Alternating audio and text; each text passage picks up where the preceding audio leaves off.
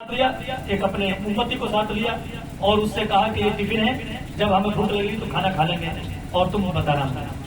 جا رہے تو دریا کے کنارے بھوک لگی، کہا کہ بھائی کھانا لاؤ، ناشتہ نکالیے۔ تو کہا کہ سرکار وہ تو مچھلی نکل کے بھاگ گئی جو مچھلی ہم بنا کر لائے تھے۔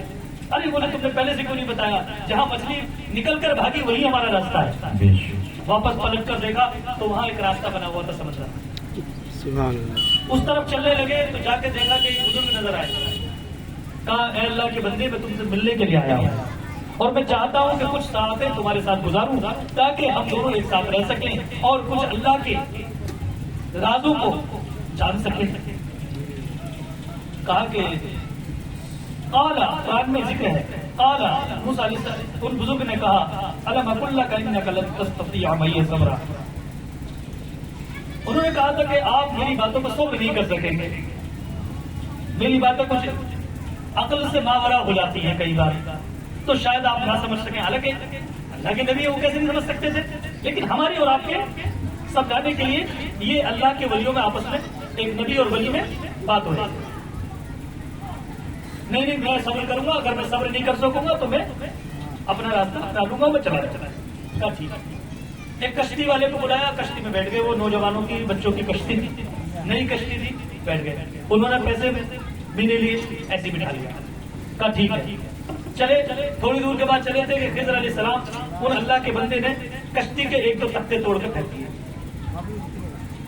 موسیٰ علیہ السلام شرعی طور پر یقیناً شریعت نافذ کرنا آپ پر واجب تھا، آپ بول پڑے اے اللہ کے بندے، ان نیک بندوں نے ہم سے کچھ پیسہ بھی نہیں لیا اور ہمیں کشتی میں بٹھا لیا اور آپ نے اس کی کشتی توڑ ڈالی، اس میں کیا حکمت ہے؟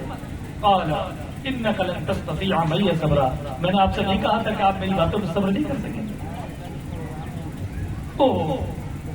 خیر کوئی بات نہیں ہے، میں اب کوشش کروں گا کہ اب میں آپ سے کوئی بات سوال نہ کروں۔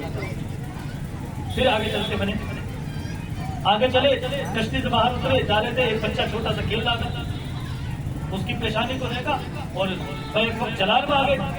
حضرت خضر نکالی تلوار، گردن مار دی اس کی اور بچے کو قتل کر دیا۔ اب نبوت شریعت بول پڑی، ارے یہ کیا کیا آپ نے بغیر کسی جرم کے اس بچے کو قتل کر دیا۔ قال انک لن تستطیع معی صبرا، میں نے نہیں کہا تھا کہ آپ میری باتوں پر صبر نہیں کر سکیں گے۔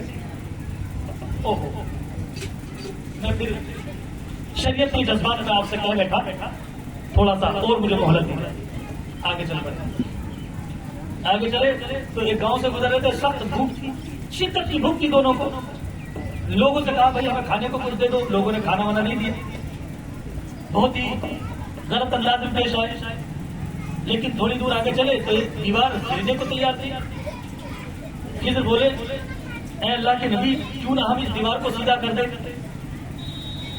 اب ان کے سامنے بولنا تو طے ہو چکا تھا کہ نہیں بول رہا ہے۔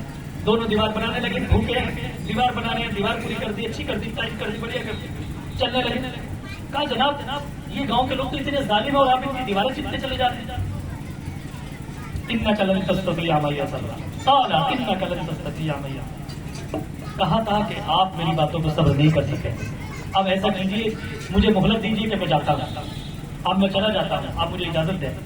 کہا ٹھیک ہے، اب آپ اور ہماری گفتگو ہو گئی اور ہم نے کچھ سیکھا بھی، ہم نے آپس میں تبصرہ بھی کیا اللہ کی بتائی ہوئی حکمت پر، لیکن سمجھ میں نہیں آئی کہ ان تینوں چیزوں میں آپ ہمیں کیا سمجھانا چاہ رہے تھے۔ لیکن یہ دھیان دیں کہ وہ اللہ کے نبی سب سمجھ رہے تھے، لیکن ہمیں اور آپ کو سمجھانے کے لیے کلام ہو رہا تھا۔ کہا حضور بات دراصل یہ تھی کہ ان بچوں کی جو کشتی میں نے توڑی تھی اس کے پیچھے یہ راز تھا، اس کے پیچھے یہ حکمت تھی۔ مجھے اللہ کی طرف سے الہام ہوا کہ ان بچوں کے پیچھے یہ جو سمندری ڈاکو ہیں لگے ہوئے ہیں اور اس کی جو کشتی ہے وہ نئی ہے، ان بچوں کی نئی کشتی ہے، اور ڈاکو لوگ جس کشتی کو دیکھتے ہیں، نئی کشتی دیکھتے ہیں، اس سے کشتی چھین لیتے ہیں اور کئی بار قتل بھی کر دیتے ہیں۔ لہٰذا ان بچوں کے لیے ایسا کوئی کام کیا جائے جس سے ان کی جان بھی محفوظ ہو جائے اور ان کا مال بھی محفوظ ہو جائے۔ میں نے اللہ کے اشارے پر کشتی کے دو ٹکڑے توڑ دیے، یہ چند ٹکڑے توڑ دیے جس سے نقص پیدا ہو گیا۔ اب اگر وہ قذاب اور وہ سمندری ڈاکو دیکھیں گے بھی تو ان سے وہ کشتی نہیں چھینیں گے۔